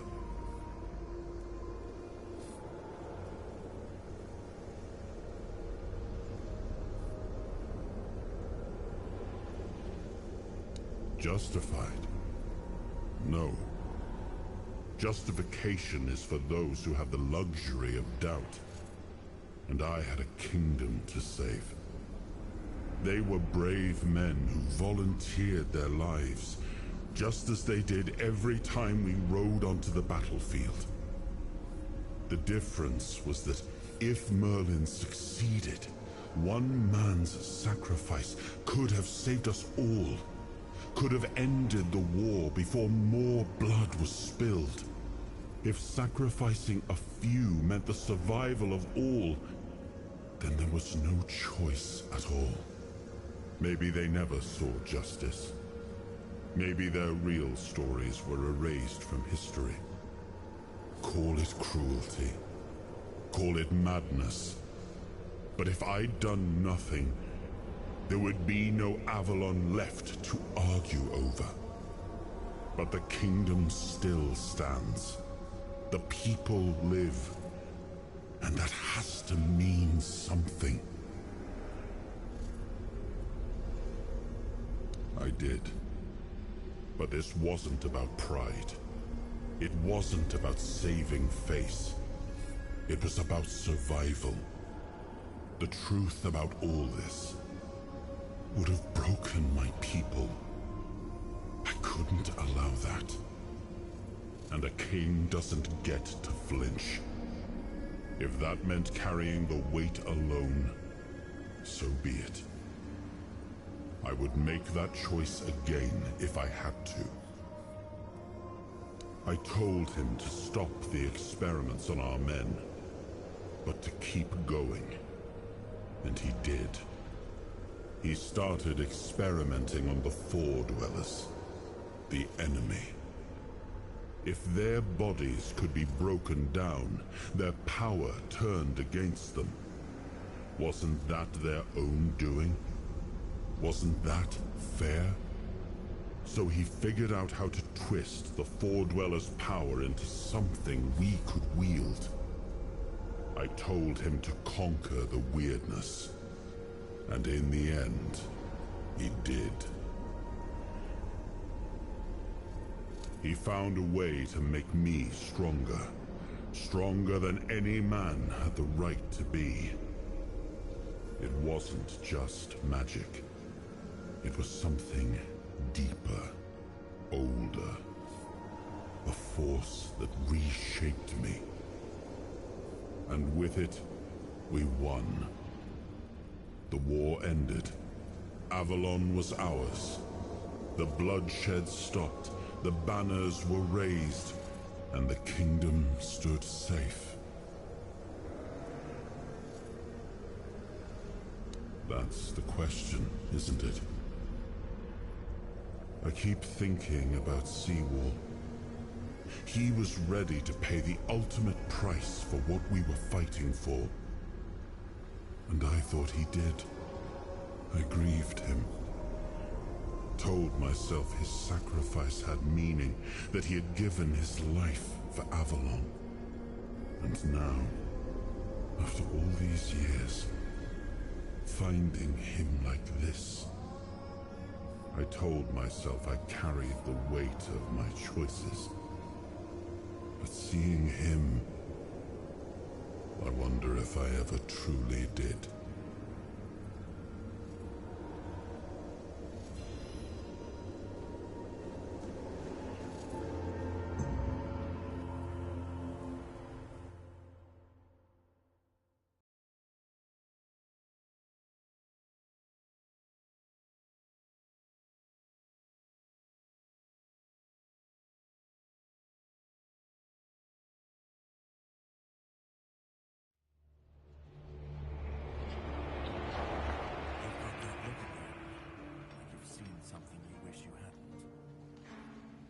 piece of the king's soul reclaimed, right? What did it show you this time?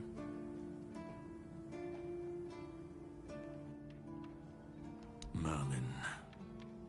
Ah, Merlin and his obsession with the weirdness. The king thought it could save us. Merlin thought it could be controlled. Together, they were willing to tear the world apart to win. I was a prototype for Merlin's latest idea, immortality. Me and Seawall, the king's loyal pawns. Used and discarded when they found a better way. When they decided to go even deeper into their madness and turn our king into a monster.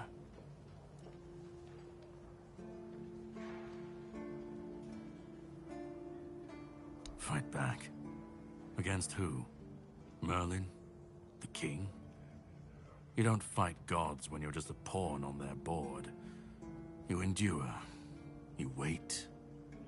And when the time comes, you either break, or you're left to clean up their mess. That's what I do. What I've always done. Even if he didn't, he should have. He was desperate to win.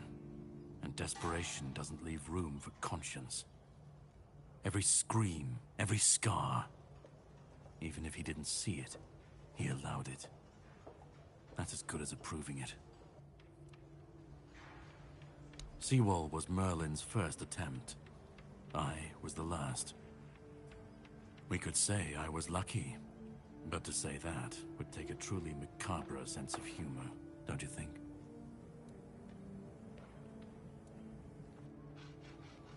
The monsters, the weirdness, the chaos. All of it leads back to them.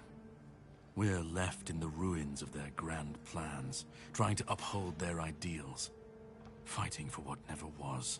It's time to bury all these fairy tales in a well-deserved grave. And that's what I do.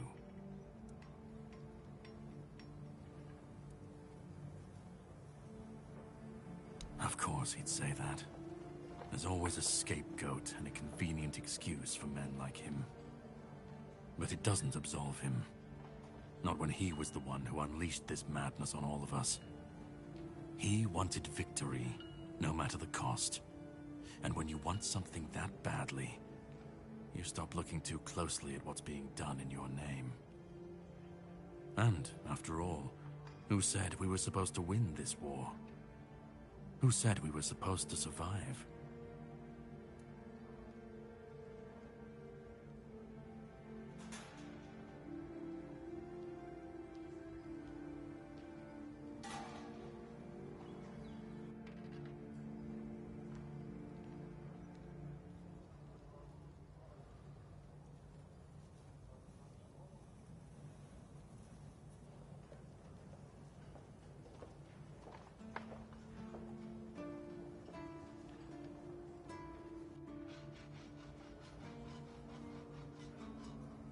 You've seen what they did, what he did.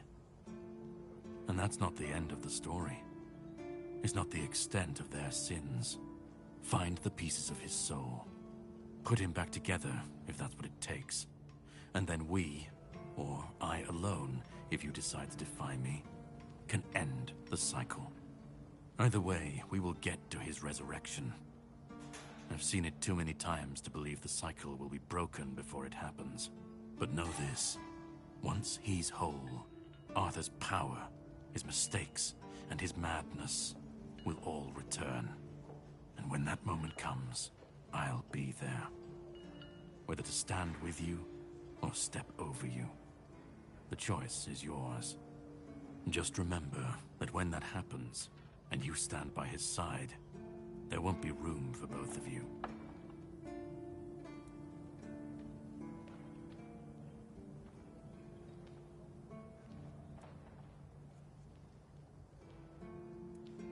Start. You've already started. But if you want the next piece, head to Kunacht. The Menhir there is failing. The weirdness swallowing what's left of the village. You will need to find another artifact. The The shield our king gave to Palamedes. He was one of the king's finest.